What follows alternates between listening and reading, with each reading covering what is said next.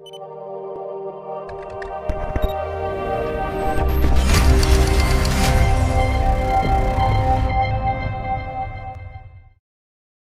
guys, what's up? It's Dan Weinberger here, CEO of Morpheus.Network, here with the June AMA for the community. Amazing questions, guys. Huge list of questions today.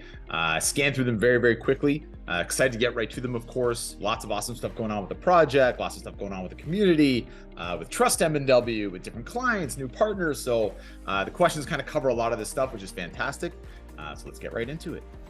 Question number one. Okay, once the final nodes go live, how will node percentage work? Will it be percentage consistent? What can you expect? What can you share percentage expect from the final nodes, as mentioned in the white paper? Interesting comment there. I will say there was no nodes mentioned in the white paper specifically, so I'm not sure where that comment came from. It will be based on transactional volume specifically. So this is transactions run through Trust M&W.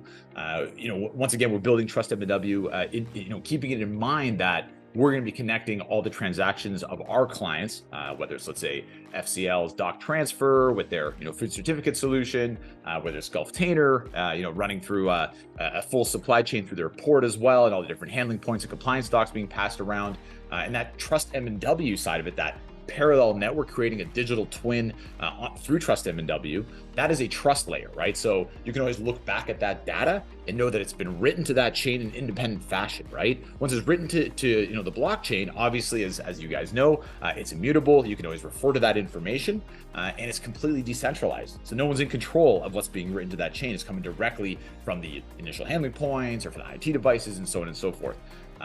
Great system to add that extra trust. And then we also have that second digital twin of all these supply chain activities, using that data, for the future through machine learning algorithms and so on and so forth. So once again, it will be based on transactional volume through the platform.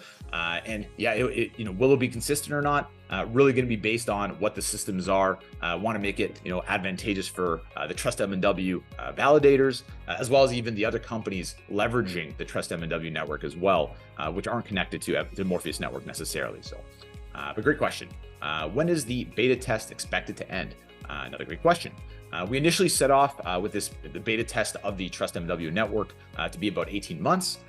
Once again, that is, not set in stone. We have some free leeway in order to extend that, to reduce it based on how everything's developing with that system itself, and with our current bandwidth as a team, with what we're doing, adding on new projects, onboarding partners, hiring new people as well, and pushing everything ahead live with the individual projects. Has to be done in a proper fashion. That's what we brought on Volodymyr, Mr. V from the Telegram group to help with, the entire, I'd say even being the head dev on that entire project, knowing everything that's going on, making sure that we have someone concentrating on it fully as we transition from right now, the clients leveraging the platform to actually attaching all those functionalities through Trust M&W to add that extra trust layer as well.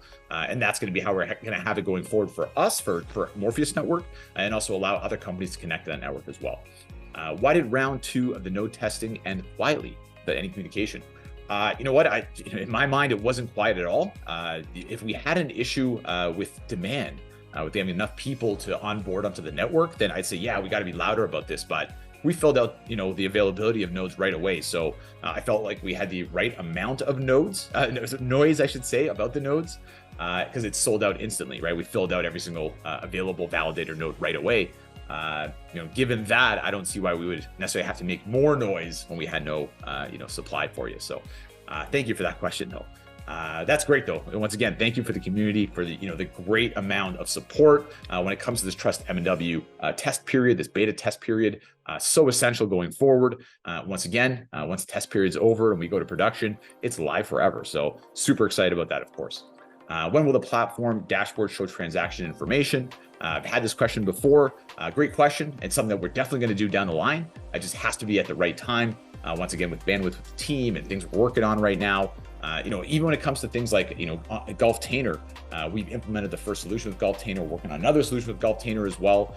We still have to expand the amount of transactions once these solutions, keep on growing and we keep on implementing. It's our beachhead strategy with these massive, enterprises and, multinational companies. So super excited about the future, of course, but showing the transactional volume, it's just a timing thing, having the amount of time to implement that, properly and be able to show the right information as well. So when does the NDA for KO expire? Also, we announced KO as a paying client during the Entrepreneurship World Cup presentation, but we can't officially announce it. It's something in the pipeline. We're always working on marketing. We have James right now. James Tolan is doing an amazing job with the marketing team. I know a lot of these questions, a few other questions asking about new clients, new partners, when we can announce. I will say that when we can announce things, we announce them, right? So it has to be at the right time. We can't, as you say, break into NDAs, but also if we're going to market something, we want to be able to market something, in a consistent fashion with our partners, right? So we try to coordinate with them, what their schedules are, make sure we have the biggest impact possible. But most importantly, providing useful solutions for these amazing clients, which we're doing, leveraging emerging technology through our middleware. That is what we have to concentrate on, and being able to market these things and keep on growing the project based on the marketing. That's what's going to happen. So excited for that. Regarding the co-marketing, here we go. Regarding the co-marketing campaign with Marsh Insurance, can the team share any successful signups? Once again, James Tolan and the marketing team is doing an amazing job. Nikhil's been all over it as well. We will definitely announce new signups, people leveraging the Marsh Insurance module, that one-click insurance functionality at the right time as well. Provide further details about the 10 potential billion-dollar companies in the pipeline for 2023, such as their industry and how advanced the deals are. Different levels, of advancement in these deals. Some of them are very early on stage. Some of them have received the proposals, which is kind of working on the final contracts and such. So really amazing, different verticals, a lot of food and beverage companies, as you can imagine, based on our reputation, industrial, chemical, even nuclear traceability as well. Anything with, that requires high compliance, high physical asset traceability as well, which we can provide through our middleware, and then provide actionable services, whether that's insurance, whether that's documentation, based on that physical asset where it is, using geofences and so on. Or if it's just based on compliance, like that original project we implemented with FCL for the document traceability system for food compliance. So thank you for that question. All different stages and some amazing companies. Excited about every single one of them. So thank you for that. Is there any further news or updates on the Asian single window project? Yeah, I can mention a few different things about that for sure. Super excited about that. We have weekly meetings with our partners. It's a huge partner that we have that work directly with this national government. The national government's been attending every single week, every single weekly meeting as well. One thing I'll say based on the time zone, it's a little difficult for myself. I'm an early riser, and these meetings sometimes push well past 10 p.m., which for me is way past my bedtime. So that's been a little bit of struggle for myself, but definitely well worth it. We've had Travis, he's been heading up that project, doing an amazing job, staying fully connected with our partners, with that national government as well. And everything's moving along very, very well. One thing I will say about that project, which I'm super excited about, is that the project itself, what we're implementing initially, is based on one specific document that's generated and shared through different parties. As you can imagine, we have a great solution for that. What's great about it is that we're already talking with our partners and with this national government, but expanding the solution to not only this one type of document, but all documents that they deal with, supply chain documents, compliance documents, right into food and beverage and different specific verticals, import, export, and connecting all the data they have in their system using our solution for all of it. Super excited about that. We're even discussing right now with our partners who are connected to countries all around the world, building the system, implementing, battle testing it, even growing it out within this one country, but then expanding it to other countries as well. So this one individual Asian single window project can expand to be this unbelievable project for us as well. And not that it's not an unbelievable project in its own right, but very excited about it. I can keep on going, but as you can imagine, it's awesome. So are there any issues with the runway? None whatsoever. We've been lucky enough to be generating revenue as a company. We're an actual company that has clients paying revenue, which is great. And also we've been, wise with our funds all the way down the line. So runway is doing well. Thank you for that question. It was mentioned that Gulf Tainer would bring us a multiplier effect of any of their vendors, customers became our paying clients. Once again, this is just the speed of business. This is something that Gulf Tainer wants to do as well. We just implemented that first system, working on that second deal as well. We haven't onboarded any of the clients that they're working with to use our platform, but this is in the pipeline with Golftainer. So it has to happen at the right time. When we're working on a specific contract with them to push them to get their other clients to work with us as well, it just has to be the right timing. So this is in the roadmap. It will be in a pipeline, definitely, and I'll keep on, providing these great AMA videos and talking about other clients down the road. So through Golftainer, thank you for that. All right, continue. Will there be a staking option for holders who are less tech savvy and have difficulty running a node? Great question. Right now, we have this beta test system going for Trust M&W. When it comes to any of our solutions, on the crypto community side, as well as the solutions with our clients, we try to make them easy to function. We can be using the most complex, emerging technologies, whether it's blockchain, IoT, so on and so forth, and the back end could be as complex as possible. But if users can't access these emerging technologies or complex technologies, then they're kind of useless, right? So we'll definitely make sure we take care of you when it comes to specifically the node setup for the future, making sure that it's not so difficult for less tech savvy people. So can the unswapped tokens be used as rewards to encourage more people to participate in beta testing? I was disappointed with the maximum number of nodes was much lower than was initially mentioned, and that round 2 closed any communication. Interesting. We don't have less nodes than was initially mentioned. We have not exhausted as well all the tokens, nor have we ended the beta test program. So those unswapped tokens still being used as reward, I guess you can say, for these validators. Regardless of, aside from that, we have a whole bunch of other things planned for community, for validators as we go forward. So I always appreciate suggestions from the community. I think there's other suggestions down in this in these questions here. So yeah, feel free to send more suggestions to the team. But once again, beta testing has not completed. We still require nodes for reward. So that's still happening. So thank you for that question. So how are things going with the new website? It's beautiful. I've seen it too many times. I know for a fact that my dear partner at Morpheus, Noah Meppel, is dying to get this thing released. We have hired someone specifically to work on it. We have other people advising on a bunch of the different content. It's going to be awesome when it's released. Everyone's going to be very happy with it. And I can say that potentially a little embarrassing, and I apologize that it's not released already, because we have been working on it a long time.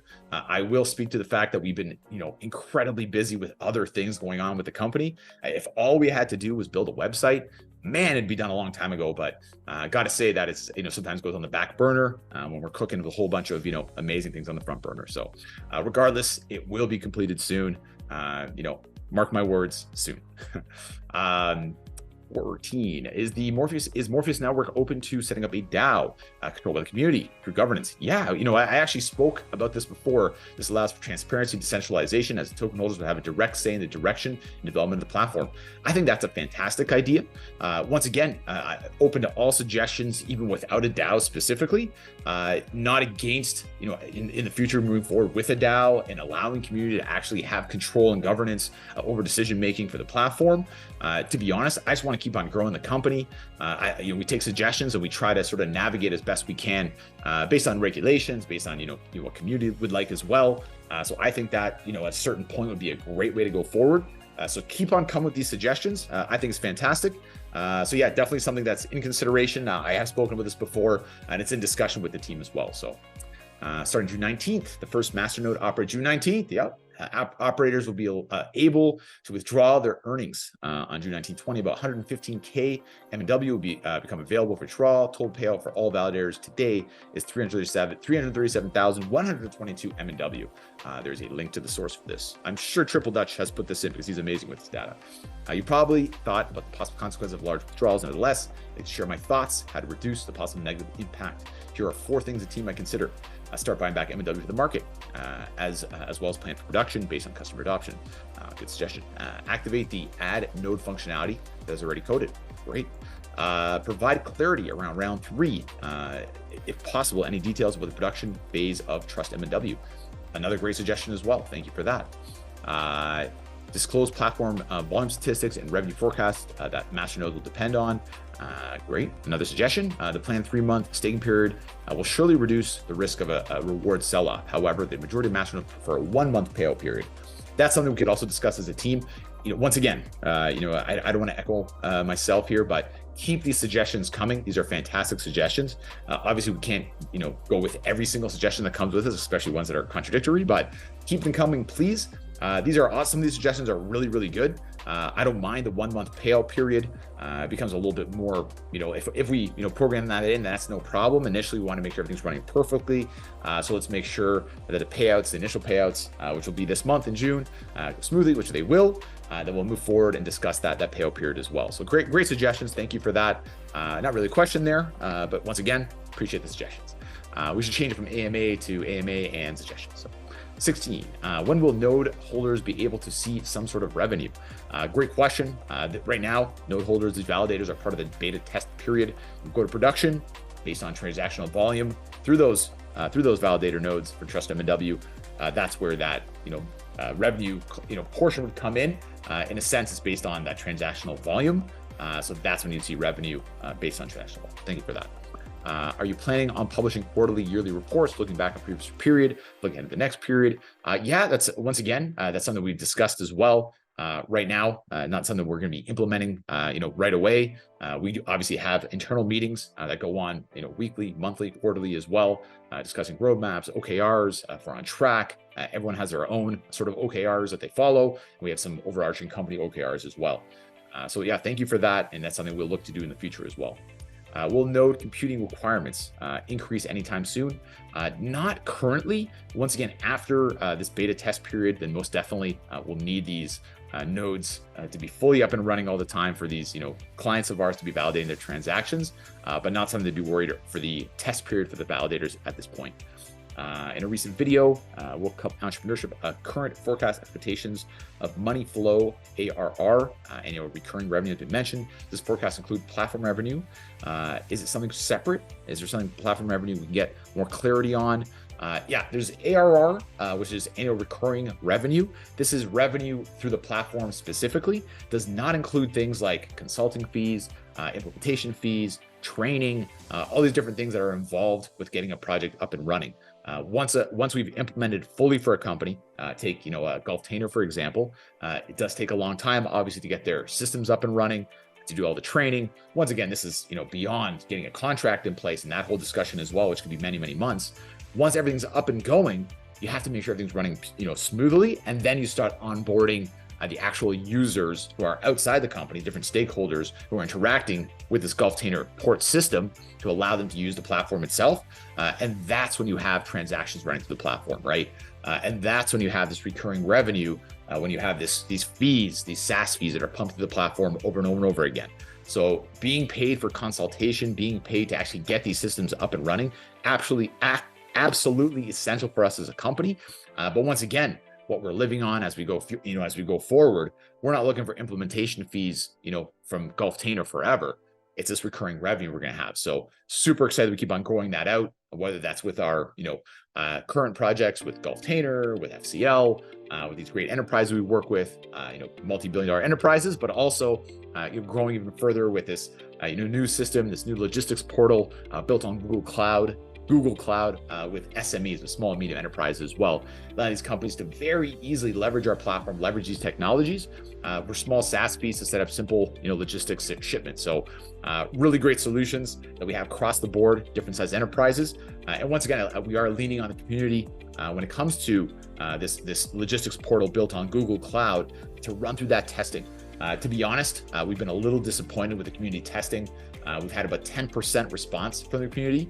That means 90% of the people that signed up to do the Google testing have not run through that test. So please, guys, if you can hop on, if you are part of that testing program, initial testing program, hop on. Definitely helps us to get this amazing data to make sure that we're building it properly, adjusting it based on this data as well. So really appreciate that. Great question on the ARR as well, and super excited about building that up, building the future. So as you guys, how are you guys experiencing the Node beta program so far? Any hiccups, roadblocks occurred yet? Everything on track and going as you guys had hoped? any specific timeline. Now, we did talk about earlier in this AMA about that initial 18 months, but once again, that is not set in stone. So when it comes to hiccups, we've had some issues. I think that all the hiccups that we've had have been public. Hiccups such as simple things like getting the tokens staked into the validator node itself. Just little functionality, UI issues. Things popping up on the screen that shouldn't pop up, or connection issues, little hiccups like that. I think that George and Volodymyr and that whole, Trust M&W dev team has done an amazing job working through all those hiccups. Nikhil and the support team has done an amazing job working through all those issues as well. So, I would, give credit to those guys for working through all those problems, especially because, I don't blame, validators for not being too happy when they stake their tokens and then suddenly their tokens, they don't know what's going on. It's not connecting. Is it staked? There's a lot of stress that could be involved with that. So I do understand, stress causing issues, but I gotta hand it to Nikhil, George, Volodymyr, and that whole team for dealing with all that stress that they must have been feeling from the community. And once again, now it's working pretty smoothly. I gotta say, there's no current major hiccups. So we have had some connection issue hiccups and so on. I've worked through them all, and we keep on working on them. So thank you for that. You guys have mentioned a couple times already, activating talks with exchanges. We have some very advanced talks with some tier one exchanges. I guess, what people define as tier one can be different, but very excited about, moving ahead with something like that. Can't talk too much about that. There are, NDAs in place for things like that specifically. But yes, are we planning on, looking at more exchanges in the future, tier ones and so on and so forth? The answer is yes. A few years ago, you did a liquidity program that was a success. A chance to happen at some point. That was a great program. I believe that was when we first hopped onto Uniswap as well. Something that we could do potentially down the line. Right now, because of this, Trust M&W validator beta program that we have going on, we have this, Google test portal for logistics as well going on. We do have a bunch of different programs. We have a couple other things planned. I will say right now we don't have a liquidity program planned, but definitely something that was awesome, in the past, and something we can plan for down the road as well. Can you please elaborate on the progress of FCL, including Farm to Fork? Yeah, most definitely. We have so many different projects going on with FCL right now. Absolutely amazing company. Meeting some amazing people at FCL, of course. Different people heading up different parts of the company, different projects. Farm to fork, what does that mean? Right from that raw source material, the farmers themselves, whether it's farmers in the US, farmers in Canada, to be able to trace those food products right from that farm, right from that raw material, where they can, have that traceability, where it comes from, all the way through the processing facilities, through the distribution facilities, right down to the retail facilities, right down to the consumer. The consumer purchases it, and whether that's where that fork comes in. So having that traceability data all the way down the line, be able to pull up that data from a simple QR, using that QR differently, whether it's a consumer, whether it's an admin for FCL that wants to see more data, purchase order data, pricing, who the vendors were in the first place, right? As opposed to it's a consumer, you want to see something that's more attractive, maybe even connecting to the Instagram of that specific vendor themselves, that farmer, giving that back information that the consumer feels, that warm and fuzzy feeling you should feel when you're purchasing a food product and knowing it was, sourced in a proper manner, where it came from. You feel happy to eat that food product, know it's healthy, organic, or whatever it is. Not only that, warm and fuzzies are great, but having all the compliance connected to it as well. So we have that farm to fork traceability for the food, the physical asset, but also the compliance. All the way down the line, who's handled the food, that's been handled properly. We could pull that up in our platform. And that's where that farm to fork traceability, physical asset, and compliance documentation all comes into play, all ties in together. It also allows us to keep on growing out the platform with FCL, taking the data that we already have, using it in different systems, pulling in their mainframe data as well, updating different systems throughout the solution. So super excited about our future with FCL. Obviously super excited about the past that we've had with FCL as well. So thank you for that. Keep the questions coming on FCL. I can talk about it all day. Amazing news with SAP brand protection 1.1. Have SAP customers already leveraged the solution? SAP, a lot of our sort of like large clients use SAP. SAP is so huge when it comes to Fortune 500 companies, of course. So we've had some great companies leverage the system already. This is obviously initially putting it out there, getting testing going on. So when it comes to scaling up the program, we're just starting our go-to-market. So I can't say it's been a smashing success yet when it comes to releasing this product because it's absolutely brand new. One thing I will say is that putting this brand protection product in the SAP store is just step one. As a part of this SAP.io program and accelerator that we're in right now with SAP, being head up by David Lanuski, our channel partner manager. We're going to create more solutions with SAP. We've already tapped into the ERP. We can pull in that PO data, pull in that data of individual transactions, then use that data for other solutions as well. One-click insurance for any SAP client through Marsh, the largest insurance broker in the world. Using IoT device, partners that we have, whether it's Telefonica, Geotab, one click through SAP to connect to different IoT devices to give you that physical asset traceability throughout the supply chain. Super exciting to keep on building different solutions, adding them to the SAP store.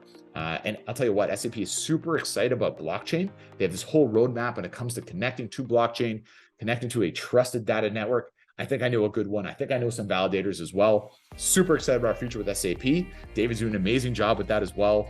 Got to hand it to David. It's not the easiest company to work with at times, and it's a massive multinational like SAP. Done an amazing job. So next question. Carl and yourself have mentioned M&W have doubled their export for Coca-Cola and presentations. Is it global reach or limited to certain countries? It was limited to a certain region of the world, a certain product within that certain region. In the future, I wish to say that we can take Coca-Cola and double their global reach. That would be unbelievable, of course. But no, we haven't done that quite yet. It was a specific vertical, specific country, specific product, I should say. Could we please get an update on M&W port solution? Any new port clients? Great question. I think about having this port solution with Gulf Tainer implemented right now is that we can go and market to other port solution providers out there as partners, but also ports themselves. We've had talks with ports all around the world, multiple continents, from North America to Asia and to other ports in the Middle East as well. And definitely we're going to be implementing for more port systems. At the current time, we're just at that proposal, early on phase with a lot of these port systems. Super excited about it because there aren't a lot of port systems solutions out there that do what we can do when it comes to being able to pull the data in through a middleware. Super excited about that. I will mention that one of the port operators we're talking with has 43 different IT systems that they use within their one company, let alone all different stakeholders for one of the largest economies in the world. So super excited about all these different solutions. And yes, we'll have more information on more port solution clients in the future. So thank you for that question. At some point, you're working with French influencers. Now that nodes are released and partnerships are growing, it's a good time to use marketing again. Yeah, most definitely. We're constantly looking to, increase our marketing, reach when it comes to influencers, when it comes to internally putting out blog posts. We've done some stuff with Forbes recently. We've done some stuff with Newswire and gotten these PRs out. We've had some great reach, and we're doing a lot of statistical analysis as a team as well.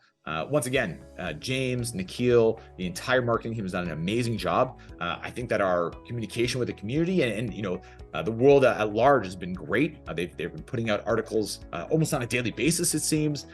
Twitter's been firing off as well. So a lot of awesome stuff going on the marketing side. And I will say that we're just going to keep on growing that out and increasing the amount of global reach we have based on marketing. So thank you for that question as well. How are you currently getting paid by the actual customers? Discussed this a little bit before. We have, obviously implementation fees, there's some training fees, consultation fees, and then obviously that ARR at the end, those recurring revenue fees when they're using the platform over and over. One thing I will say, that FCL for this food certification system has now signed on for 3 more additional years to use the platform. So that's 3 more years of recurring revenue for FCL for that specific solution. Super excited about that. That means they're going to be with us, obviously, longer than this, I would assume, but at least till 2026 contractually. So absolutely amazing. It shows the trust that FCL has in what we're doing with them. And for me, that's just another level of validation that this $10 billion a year, one of the largest companies in all of Canada, has the trust to have us run their, something as essential as their food certificates for the next 3 years going forward. So super excited about that. And yes, we do get paid in different fashions based on what we're working on specifically. So thank you for that. I'd also be interested to hear a little more about the separation of your platform and the digital twin network Trust M&W. Completely separate, or is one is input from the other? They actually do take the input from one from the other. We have our digital footprint in our platform itself. That gives you, the entire history, the whole audit trail of a shipment, whether it's documents that have been provided, whether it's handling points, IoT device pings, whatever it is, we record that in a digital footprint. Next to every one of these transactions, when they're run through Trust M&W as well, there's this green check mark that pops up. Click that green check mark. It shows the in parallel, the accurate, identical data in Trust M&W that can never be manipulated, right? The structure of Trust M&W is decentralized. So once anything's run through these validator nodes, they can never be changed. So even if something happens in our digital footprints, in our platform, some sort of, let's say bug, hack, anything like that, which obviously we take all proper precautions to make sure that never happens, we still have that data on Trust M&W to verify all the data on our digital footprints. You can always trust that data because you have a completely decentralized, separate network collecting all that information as well. And then once you have all this history, once you have all this data, once we know all the history of all the port operations, for example, of Gulf Tainer, that's when you pump in machine learning algorithms and really optimize based on the data that we have. So super excited about that going forward. We have some, I don't want to talk about it too much, but we have some other AI-based solutions we're working on as well. Just revolutionary stuff, bringing, voice into the real voice to text using generative AI to actually run real world transactions for the supply chain. I don't want to get too deep into it because it's just awesome stuff, but can't wait to get that out there, build it up. The partners working with, and then also demo it out for the community as well. So working on some amazing new solutions, amazing new clients, amazing partners, working with different governments and countries all around the world as well. Super excited about that. That is the last question I have on my list over here. Appreciate all these questions. Love putting out these AMA videos. I get to talk about different aspects of the project, communicate directly with this community. Once again, guys, appreciate it. Once again, guys, have a great day.